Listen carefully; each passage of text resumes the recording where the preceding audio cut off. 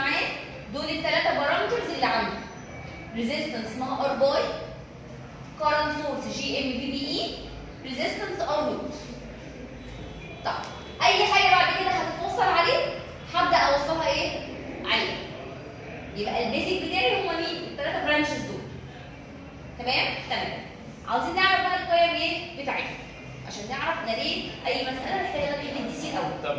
طب فهي ان انا اقول الكرات نازل لتحت واعكس البولاريتيز بتاعتي. يعني بس في الاخر هطلع نفس دي بالظبط. بس انا لما اجي افترض في اي بي 0.7 يبقى انا لما اجي اقعد هنا اقعد بنيجاتيف 0.7 لا ولا عندي في السمول سيجنال موديل انا ما بعملش على قيم الدي سي. الدي بي اي دوت هو ده الريليشن ما بين البيز وبين الميتال في الاي سي. فانا هجيب الفاليو بتاعته. اللي هو في بي. انا في الاخر انا بستخدم ده في ايه؟ بستخدم ده ان انا اجيب جين، اجيب ار انبوت، اجيب ار اوتبوت. ففي الاخر ايه؟ ريليشنز. تمام.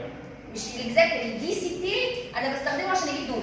ده وده وده. ده مين؟ ده بارامتر فاليو مش قيمه. ما بين البيز والميتال. ده الفولت اللي ما بينهم. تمام. مش كقيمه. ما بتفرقش معايا الدي سي بتاعه كام؟ 0.7 او الاكزاكت. تمام؟ فعشان كده بقول في ان بي ان بي ام خلينا في ان انا سيبك بقى من ان انا هغير الاتجاه الكارنت ما انتش هو نفس بتاع بالظبط. ماشي؟ طيب مين هو بقى الار باي؟ مين هو الجي ام؟ مين هو الار نوت؟ بسيطه جدا. اول حاجه الجي ام هي الاي سي على البي تي. البي تي ده اللي هو يا اما 25 ملي فولت او 26 ملي فولت. لو هو ما قلناش اي حاجه يبقى هي 25 ده الستاندرد. تمام؟ غيرها زي ما مثلا في الشيت بتاعنا دلوقتي هو قايل لك من اول الشيت خالص ان هي 26 ملي فولت. خلاص. ما زادش اي حاجه يبقى هي 25. طيب الار باي هي البيتا اوفر الجي ام. الار باي هي البيتا اوفر الجي ام. البيتا دي اللي هي ايه؟ البيتا اللي بنحللها في الدي سي. تمام؟ طيب الار نوت هي في اي على الاي سي. والفي اي ده بقى طبعا افالانش افكت بيكتب قيمته. طيب الفي اي ما ادانيش قيمته وقال ان هي بتروح للانفينيتي، خلاص يبقى معنى كده الار نوت دي اوبن سيركت. اداني ليها قيمه خلاص يبقى هي موجوده وليها ايه؟ ليها فاليو. ما ذكرهاش يبقى هي اوبن سيركت. تمام؟ تمام. يبقى معنى كده ان الاساسي هم دول. طب عشان اجيب دول لازم احل مين؟ الدي سي. يبقى انا اهم بارامتر في الدي سي عندي هو مين؟ الاي سي ده. انا بحل الدي سي كله عشان اجيب الاكسبريس ده بالظبط. جبت ده، جبت الاي سي بارامترز بتاعتي. رسمت السمول سيجنال. بعد كده بقى هنشوف بقى نبدا نتحرك ازاي. فاحنا عندنا النهارده ان انا احل المساله، احلها دي سي، اجيب منها الاي سي، اجيب البارامتر دي وارسم السمول سيجنال موديل بتاع كل ايه؟ بتاع كل واحد. تمام؟ تمام. ناخد اول مساله. تصوير احترافي من العبد لله. هطلعك في الفيديو.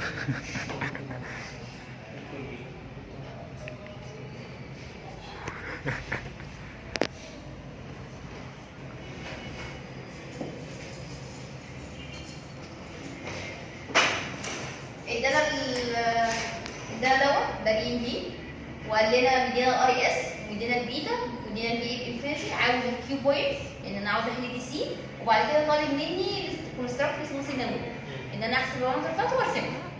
تمام؟ طيب ايه الانفورميشن اللي انا عندي من الرسمه؟ عندنا اي بيز. عندنا اي بيز صح؟ طيب عندي اي بيز يبقى انا اقدر اجيب منه الاي سي والاي اي. يبقى انا عندي يبقى الاي بيز هنا برضه بقسم له اكتف ولا خلاص هو جايب جيب له اكتف؟ ما هو انا مش هقسم له اكتف ليه؟ هو ادام قلنا سمول سيجنال موديل معنى كده ان انا شغاله اكتف. شغاله في الاكتف. ده قصدي يعني الدكتور مش هينقص بيقول اسيوم تشيك. تمام. الكلام دوت لو هو مديالك المساله ومش طالب منك بوينت ثانيه. بس طالب الكيو بوينتس بس، فانت لازم تتاكد ان هو اكتف. تمام. طالب منك سمول سيجنال موديل معنى كده خلاص ان هو دي هتستخدم كامبليفاير. يبقى خلاص الامبليفاير خلاص عشان هو شغال اكتف. ما بقدرش، مش لازم ان انا ايه هاسيوم. لو انا متاكد ان انا اكتف يبقى الاي سي بتاعتي بيتا اي بيز والاي اي بيتا بلس 1 طيب. البي اي بي بقى هيساوي كام؟ اي اس هنحسبه بال يبقى هو على طول هو البي ايه تي ده؟ لا بي تي من اي سي على الاي اس. انا عندي الاي سي وهو مديني الاي اس والبي تي خلاص انا عارفه قيمته، جبت البي اي بي. طب فاضل لي مين؟ انا كده لما جيت جبت الكيو بوينتس. طب فاضل ايه؟ فاضل ان انا احسب البي اي سي. البي اي سي هي القانون بتاع بي بي ده جه منين؟ طب مش احنا قلنا ان انا عندي في البي جي تي انا هنا عندي دايت ايوه صح؟ الدايت ده عليه فولت بي بي اي، الكرنت اللي ماشي فيه هو الاي سي بيساوي ايه؟ اي اس بي بي الاي اس اي اس بي بي اي على البي تي. ده اللي احنا بنلاقي ايبرز اللي احنا عملناه في اول سكشن بس هو ده. تمام؟ البي اي سي هو البي اي ماينس البي سي. البي اي هيبقى 2.5 والبي سي هو يبقى 500 في الاي سي. تمام؟ تمام. طب فاضل لي ايه؟ فاضل لي ان انا اجيب بقى الثلاثه بارامترز دول. انا عندي الجي ام قلنا اي سي اوفر البي تي. هو لو طالب الكيو هو بوينتس أي- المفروض اجيب له الثلاثه دول؟ لا هو لو طالب الكيو بوينتس انت هتجيب الثلاثه كارتس والاثنين فولت بس. تمام؟ ده الدي سي بتاعي. طب طلب بعد كده كونستراكت اسمه سيجنال موديل، يبقى انا لازم اجيب الثلاثه بارامترز بتوع السيجنال موديل وارسمهم. وعندي الار باي هيبقى بي اوفر الجي ام. طب والار نود هنا بكام؟ بانفينيتي. يبقى معنى كده ان انا ما عنديش ايه؟ لان انا مديني الجي بكام؟ بانفينيتي. طب فاضل لي ايه؟ فاضل لي ان انا ارسم سمول سيجنال موديل. طب وانا برسم سمول سيجنال موديل اي دي سي باتري جراوند، اي كارنت سورس اوبن سيركت. تاني يبقى وانا برسم سمول سيجنال موديل اي دي سي باتري جراوند، اي كارنت سورس اوبن سيركت. طب عاوز ارسم ده هعمل ايه؟ هرسم ده الاول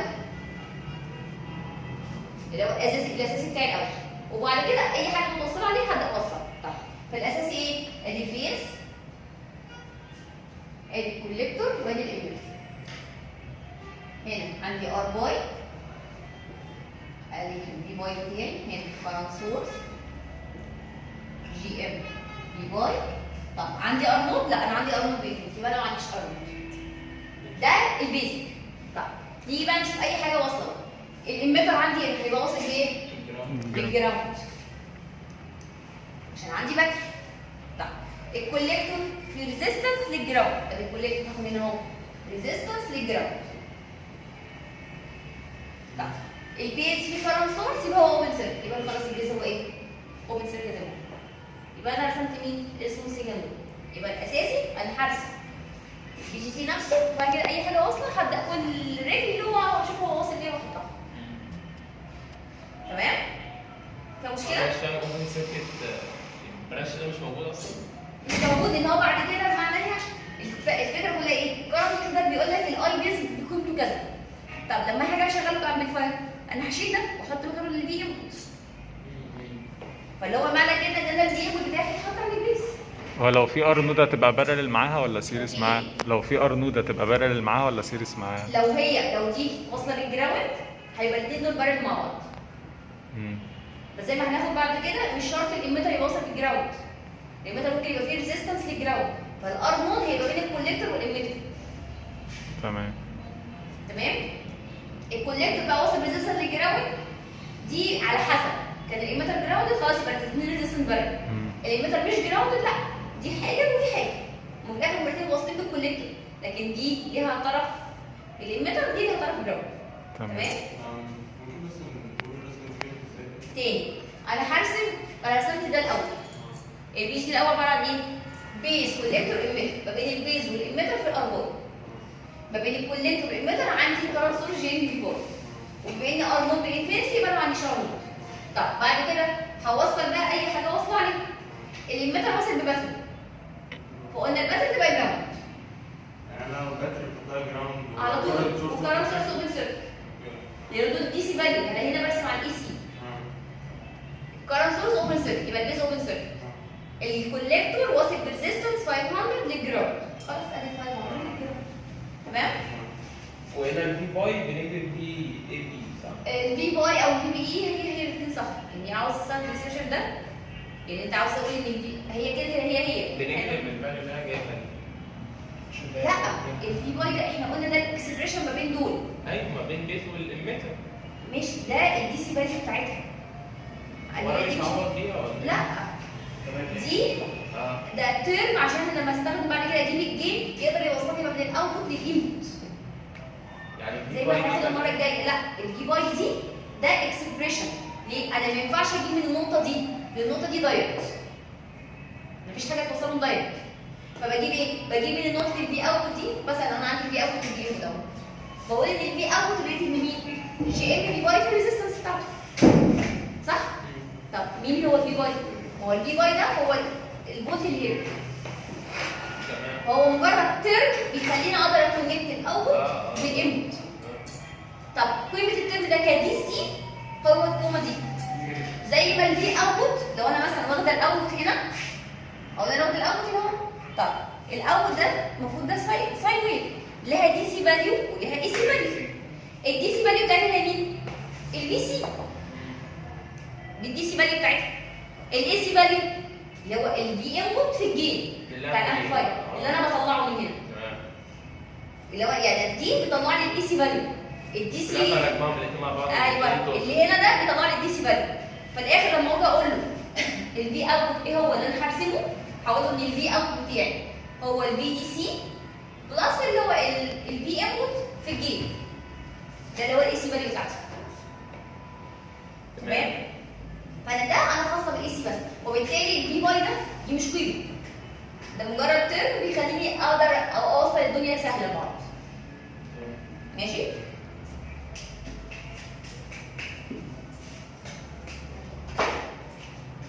بيقول لي اول حاجه عاوز قيمه الفي بي لما الفي اكس دوت بيساوي 1. وبعد كده بيقول لك لو الفي بي دي بقى اللي انا طلعتها دي اتشينجد باي 0.1 فولت، هات الفي اكس الجديده. وبعد كده كونستراكت سمول سيجنال. حلو. طيب انا اول حاجه الفي اكس ب 1. الفي اكس دي تمثل لي ايه؟ الفي سي صح؟ يبقى دي 1 فولت. تمام. انا عندي هنا ده في اي بي. طيب جبت الفي سي ب 1. انا عاوز الفي بي. الفي بي هجيبه منين؟ جيب الاي سي منين؟ ايوه يبقى انا عندي الاي سي هي الفي اكس بتاعتي على مين؟ على 500.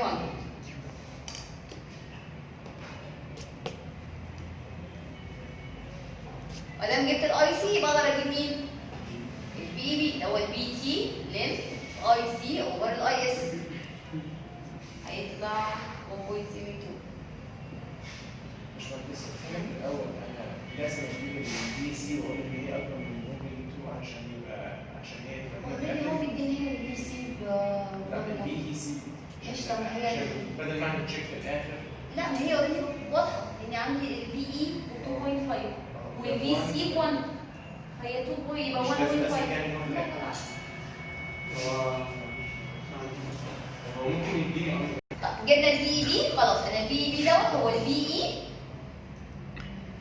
ناقص البي بي. اقدر من هنا اجيب مين؟ البي بي بتاعي. تمام؟ اللي هو هيطلع 1.77 فولت. طب ده كده خلصنا ايه؟ اول جزء. قال لك ده بقى اتغير ب 0.1، حصل له تشينج ب 0.1. قالوا لك عايزين بقى تزودوا 0.1 تنقصوا 0.1، هو ما حددش. طب فاحنا هنسيبه ان هو زي ال 0.1 دي، يعني معنى كده ان البي بي الجديده دي بقت 1.87. انا عاوز بقى البي اكس بقى الجديد. هعمل ايه؟ انا دلوقتي عندي دي وطالب دي. هنجيب الاي سي الجديده. اعرف اجيب بي اي بي ومنها اعرف اجيب الاي سي. كل الحكايه ان انا همشي خطوات بالايه؟ هنجيب الاي سي. انا عندي البي بي يبقى انا البي اي بي بتاعي هو 2.5 ماينس 8. معايا البي اي بي يبقى ده الاي سي هو الاي اس بي اس بي اي بي على البي تي. صح؟ هيطلع 16.7 جبت الاي سي يبقى انا جبت مين؟ اي بي اكس اللي هو الاي سي وال 500. طالب مني بعد كده ايه؟ كونستراكت سموث سيجنال موديل، يعني معنى صح انه طالب مني اجيب مين؟ الثلاثه بارامترز بتوع السموث سيجنال موديل. طب هجيبهم على مين؟ هجيبهم على الاصل بتاعي. تمام؟ طب يبقى انا عندي الجي ام هو اي سي اوفر في تي، والار باي بيتا اوفر الجي ام، والار نود بما ان هو بيدينا الفي اي ليها قيمه يبقى هي ال5 بتاعتي دي على مين؟ على الاي سي. جبت القيم بتاعتهم خلاص هبدا ارسم مين؟ السموث سيجنال موديل بتاعي بقى. طيب ده الاساسي. طب عندي ايه؟ البيز عليها بس، يبقى البيز عليها بتوصل بايه؟ بالجراوند. المتر عليه باتر، يبقى المتر هو كمان هتوصل بايه؟ بالجراوند. الكوليكتور لا عليه ريزيستنس والجراوند. طيب انا هنا المتر جراوند اقدر اقول ال 500 دي بارل مع الارض على طول. لو انا بس عاوز احسب اي حاجه بقى بعد كده الجيم وقريب. طب لكن لو انا عندي المتر اللي متواصل بالريزيستنس لا خلاص هو زي ما ده كده اهو، ده لوحده وده ايه؟ وده لوحده. تمام؟ فيها مشكله؟ سهله الدنيا ما فيهاش كده. هو بس المتر ممكن نغير. نوع النوع الثاني يبقى فيه ريزيستنس للجراوند اسمه اريوت. بس مش هيجيب لنا مفيش حاجة. طول ترانزستورز. لا انتوا عندكم التو ترانزستور زي ما هناخدها المره الجايه ان شاء الله. ماكسيمم نمبر اوف iteration هم 3. ممكن تبقى كده 4 هم 3 3 هم 2 لا 3 ما بتزيدش عن كده. ايوه الدكتور قال لك ايه؟ ما بقول لك 2 او 3 يوم ما تقول هم على حسب انت هتاخد الفاليو بتاعتك كام بوينت، يعني 0.1 ولا 0.2 رقم. فانت لو كل ما هتزود على الرقم كل ما هتزود على الاتريشن، لان انت المفروض الرقم بتاعك ده يثبت اتريشن واحد. فانت لو قلت لا انا هشتغل ان هي 0. مثلا تبقى 7.1 وتثبت، فانت محتاج 3 اتريشن عشان الرقم ده يثبت. تمام؟ هتاخد على اول رقم بس محتاج 2 اتريشن، فانت على حسب الاكيورسي اللي انت عاوزها. بس هي ماكسيمم ما تعديش 3 اتريشن.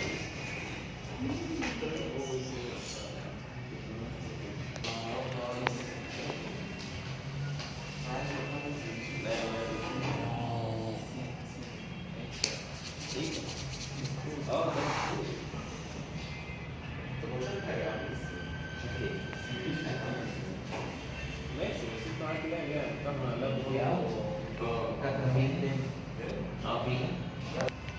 ادانا الاستاذ ده وطالب مني ان انا احل بقى الدي سي واجيب البارامتر فالسمسيكا واسيبها. حلو؟ طب احنا قلنا بنحل الدي سي ازاي؟ الكي في ال بتاعتي. طب انا عندي ادي الفي بي، يبقى الكي في ال فين؟ اهي اللي دوت في بي. طب يبقى انا عندي 2.5 هتساوي ايه؟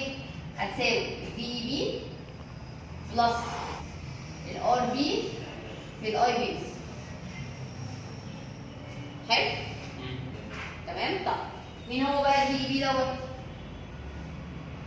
عباره عن البي تي لين اي سي اوفر ايه؟ اوفر اي اس. يبقى معنى كده ان الاي سي بتاعي هو عباره عن ايه؟ عباره عن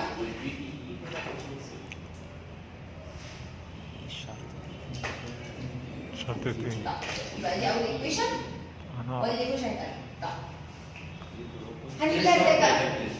شرط ايه؟ شرط اسمه جي تي. هو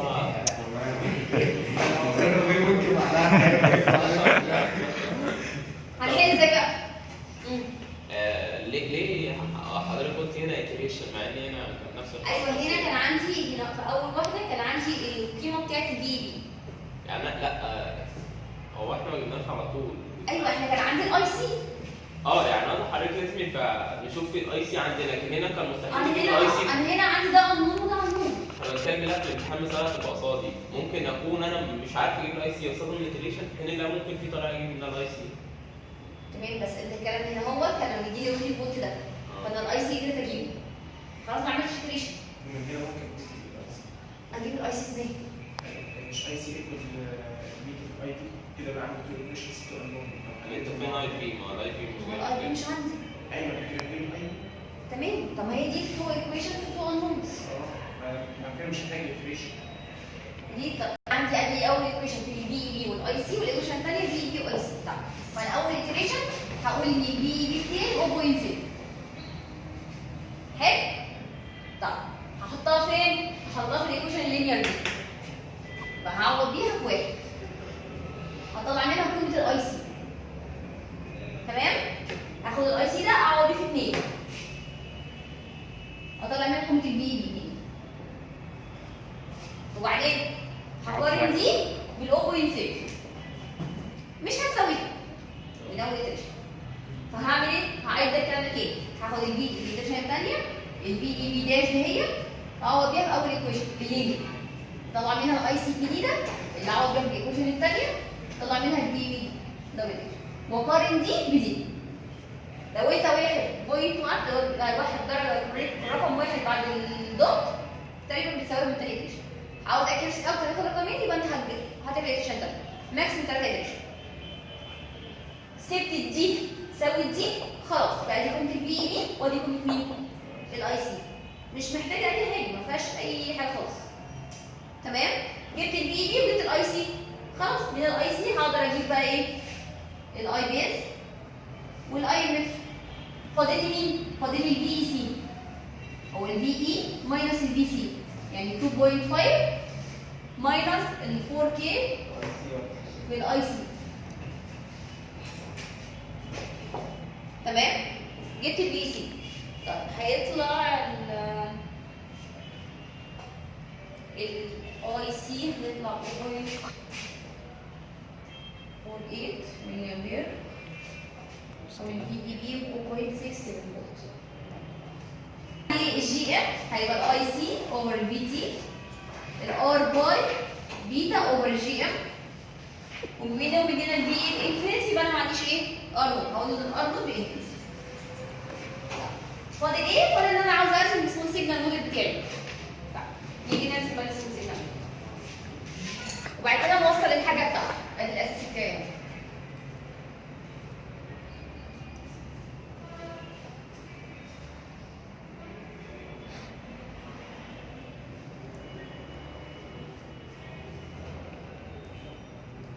طب الاميتر واصل بالجراوند عشان ده باتري.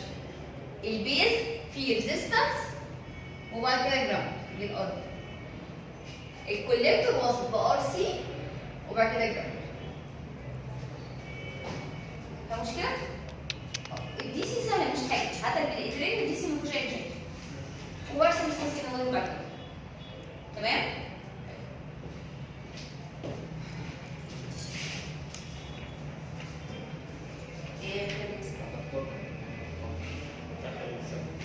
شيء صغير مش مشكله. طب عاوز ايه؟ يدينا الاستاذ دوت ماشي؟ فده اهم فرق. حلو الكلام؟ الفي او بتاعه هو الفي او بتاعه. طب ندينا ان اي اس 1 هي 3 اي اس 2 وبتساوي 5. يبقى كده ان الاي اس 2 هتساوي 5 على 3 الكلام ده. ودينا بيتا 1 ودينا بيتا 2 ودينا في انفينيتي. يبقى كده لا ده عنده ار نوت ولا ده عنده ار نوت. ومدينا الار سي 500. طب بيقول لك ان الفي اوت دي بايظ عند 200 ملي فولت. القيمه بتاعتها 200 ملي فولت. دي سي فاليو بتاعتها. طالب ايه؟ طالب قيمه الفي اوت وان انا ارسم السمول سيجنال موديل بتاعتها. حلو؟ حلو. طيب اول حاجه انا عاوز اعرف مين هو الفي اوت. مين هو الفي اوت؟ هو القيمه من الاول هنا لغايه الجراوند. صح؟ طب اللي هو مين؟ ابص ادي هنا هلاقي ان ده في بي اي 1. صح؟ من هنا لهنا هو الفي اي بي 2. يبقى معنى كده ان الفي انبوت بتاعي هو عباره عن في بي اي 1 بلس الفي اي بي 2. وانا موصل فيه في بي ان بي ان.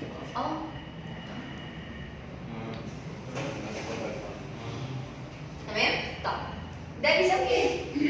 في تي لين اي سي 1 على اي اس 1 وده في تي لين اي سي 2 على اي اس 2. يبقى انا كل اللي انا محتاجاه ان انا هحتاج اجيب ده ومحتاج اجيب مين؟ ده. حلو؟ طب في الامبليفاير ما عنديش اي بيز. تاني الامبليفاير انا ما عنديش اي بيز. احنا كده كده الاي بيز بيبقى ايه؟ حاجه بالمايكرو، حاجه صغيره قوي لما بنيجي نحطها على الاي سي اكيد بقول ان الاي ايميتر هو الاي سي. لا بالرغم ان بيديني داتا فاليو صح؟ افترض ان هو مش موجود. لا حتى لو دي ما بقول بالرغم ان لو بيديني بيتا افترض الاي مش بيز هو مش القيمه موجود. بتاعته صغيره قوي يعني امتى بقى اقول الامبليفاير. وبالتالي اقدر اقول لو هنا ده اي سي 1 هو نفسه اي ايه؟ اي 1. وبما ان الاميتر ده وصل بالاميتر ده يبقى هو نفسه ايه؟ اي اي 2. وبما ان ده كمان هو ده الامبليفاير يبقى هو مين؟ اي سي 2. يبقى انا اقدر اقول ان الاي سي 1 هيساوي مين؟ هيساوي اي سي 2. طب واي سي 2 بيساوي ايه؟ هيساوي البي اوت على ار سي اللي هو 200 ملي فولت على 500.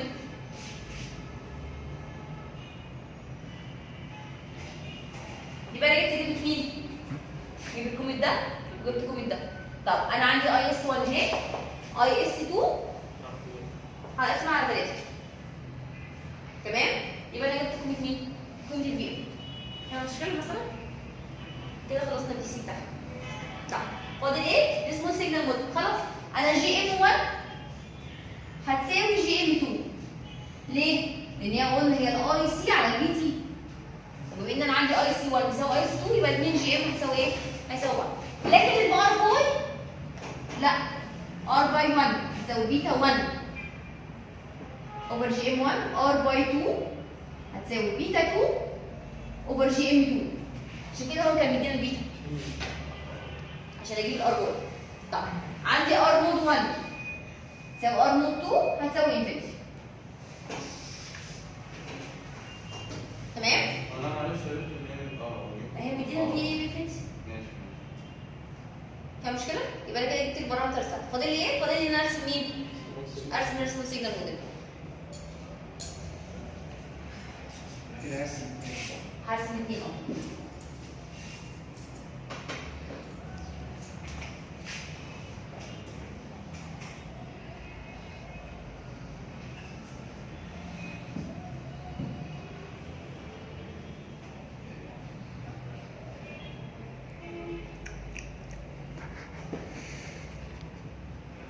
انا عندي اول حاجه ده كيو 1 بقى دي بي 1 بي 1 ودي سي 1.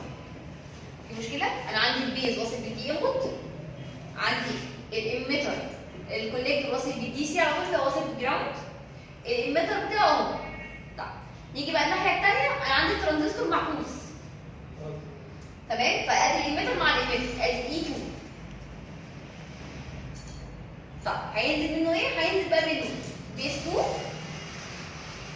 وسي 2. طب ما بين الاي والبيز في الار باي احنا قلنا بوزيتيف عند البيز والنيجاتيف عند مين؟ عند الاميتر. يبقى بوزيتيف نيجاتيف عند البي باي. طب احنا قلنا الكرنت ماشي من الكوليكتور للاميتر، الكرنت اهو من الكوليكتور للاميتر جي ام في باي. طب وبعد كده عندي الكوليكتور واصل بريزيستنس ار سي للجراوند، ار سي للجراوند. تمام؟ مش اي حاجه بس ادي اسمه سيجنال. هو احنا برضه بنانلايز السيركت دي بنلعب بيه كده صح؟ لا ما عرفوش نلعب كده. ايه؟ ما عرفوش نلعب كده. بس على نفس في الكترونكس تو يعني احنا هنروح في منكم لا والله ما بيجيلهمش برضه. بتجيلهم حاجه زي كده وهيرسموا مساله شيء مش مساله امتحان. مش هتستفيد حاجه بيها يعني. يعني المسائل بتبقى كلها ابلكيشن بالنسبه لي. تمام. فدي مساله شيت اكتر منها انك عشان تجيب لك حاجه من عارفه تعرف ترسم اسمه سيجنال موديل بتاعك. اتدرب بس. تتدرب عليها. تمام؟ في اي مشكله في البيج دي؟ سهله مش مهم. الحمد لله.